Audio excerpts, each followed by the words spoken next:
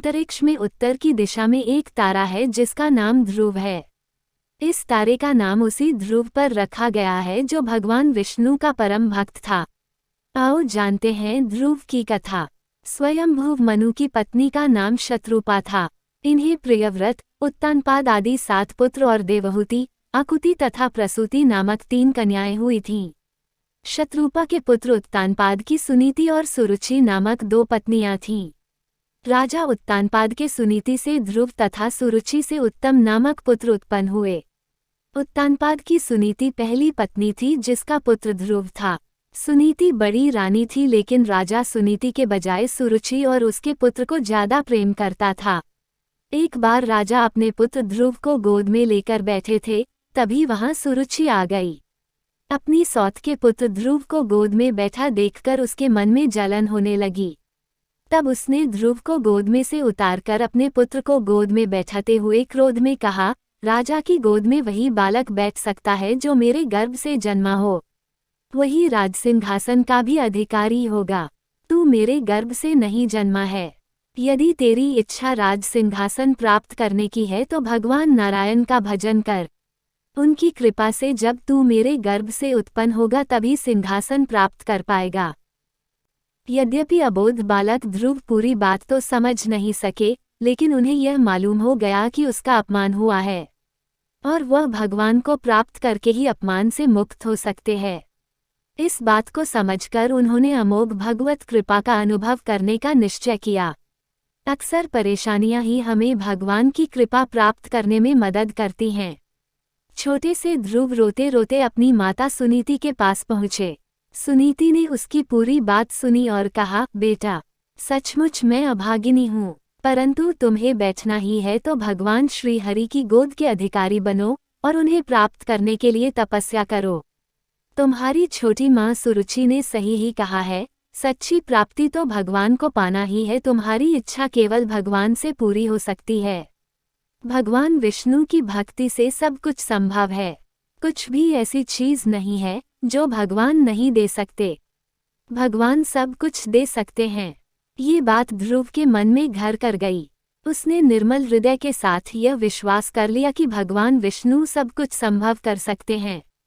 ध्रुव जी ने दृढ़ निश्चय के साथ माता सुनीति से निवेदन किया कि मुझे वन में तपस्या करने की आज्ञा दें। सुनीति बोली, बेटा, अभी तो तुम बहुत छोटे हो, कुछ बड़े हो जाओ, उसके बाद जाना।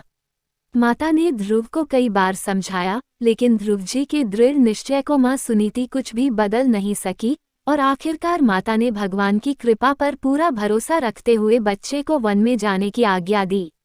ध्रुव माँ से आज्ञा लेकर तपस्या करने वन की ओर चल दिए। ध्रुव जी को यह नहीं पता था कि कहाँ जाना है, लेकिन वह पूरे दृढ़ निश्चय के साथ वन में चलते गए। भगवान की ओर बढ़ते समय ध्रुव को देवर्षि नारद मिले। नारद जी ने ध्रुव की पूरी बात सुनी और कहा, पुत्र, तुम अभी बहुत छोटे हो, इस उम्र में क्या मान अपमान। तुम प्रसन्न रहो और भगवान के द्वारा जैसा निर्धारित होता है उसमें संतोष करो। भगवान से मिलना कठिन होता है और बड़े बड़े योगी और मुनि बहुत लंबे समय तक तपस्या करने के बावजूद भगवान के दर्शन को अनेक जन्मों के बाद ही प्राप्त कर पाते हैं। देवर्षि की बातों के बावजूद ध्रुव के निश्चय में कोई बदलाव नहीं हुआ और बोले, संत, आप वास्तव में दयालु हैं। आपने जो सलाह दी है वो सचमुच बेहद अच्छी है। हालांकि मैं चाहता हूँ कि आप मुझे एक ऐसा मार्ग दिखाएं जिससे मैं भगवान को शीघ्र प्राप्त कर सकूं। ध्रुव जी ने देवर्षि से विनम्रता से अपनी बात कही। ध्रुव के दिल में कोई डर या संदेह बिल्कुल नहीं था। देवर्षि ने ध्रुव की पूरी आस्था को देखकर उन्हें भागवत प्राप्ति का मंत्र देने का निश्चय किया।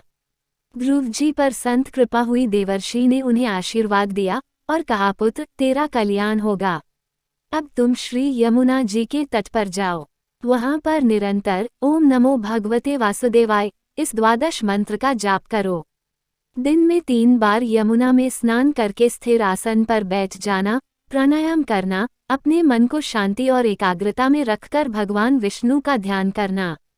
ध्रुव जी ने यमुना नदी के किनारे मधुवन में जाकर भगवान का नाम जप करने का निश्चय किया। ध्रुव के दृढ़ मनोबल से आसपास के विस्तार में ऊर्जा बढ़ने लगी। ऊर्जा के बढ़ने का आभास आसपास के ऋषिमुनियों को भी हो गया। ऋषिमुनियों को लगा कि कोई महान व्यक्ति ध्यान में लीन है, लेकिन जब सभी वहां पहुंचे तो ध्रुव को देखकर हैरान रह गए। नारद मुनि ने ध्रुव को ओम नमो भगवते वासुदेवाय नमः मंत्र के जाप की विधि बताई थी। ध्रुव ने पूरे 6 माह तक कठिन तपस्या की। बालक ध्रुव के साथ साथ ऋषिमुनि भी भगवान नारायण का ध्यान करते रहे। अंत में भगवान नारायण ने ध्रुव की तपस्या से प्रसन्न होकर दर्शन दिए। भगवान ने कहा, हे बालक, मैं तुम्हारी तपस्या से प्रसन्न हूँ, क्या चाहिए तुम्हें? ध्रुव ने कहा, मुझे मेरे पिता की गोद में बैठने नहीं दिया जाता है। मेरी माँ कहती है आप इस सृष्टि के पिता हैं, मैं आपकी गोद में बैठना चाहता हूँ। भगवान नारायण बोले, आकाश ही मेरी गोद है, मैं तुम्हें हमेशा के लिए अपनी गोद में स्थान देता हूँ। इसके बाद भगवान नारायण ने ध्रुव को अपनी गोद में बिठाया और मरणोपरांत ध्रुव तारा बनने का वरदान दिया। इसी के साथ भगवान नारायण ने उन 7 ऋषिमुनियों को भी ध्रुव की रक्षा के लिए आसमान में उसके आसपास स्थान दिया, जिन्होंने ध्रुव के साथ तपस्या की। ध्रुव के दृढ़ मनोबल के कारण ही आसमान में ध्रुव तारा स्थिर है और कभी भी अपनी जगह से नहीं हिलता।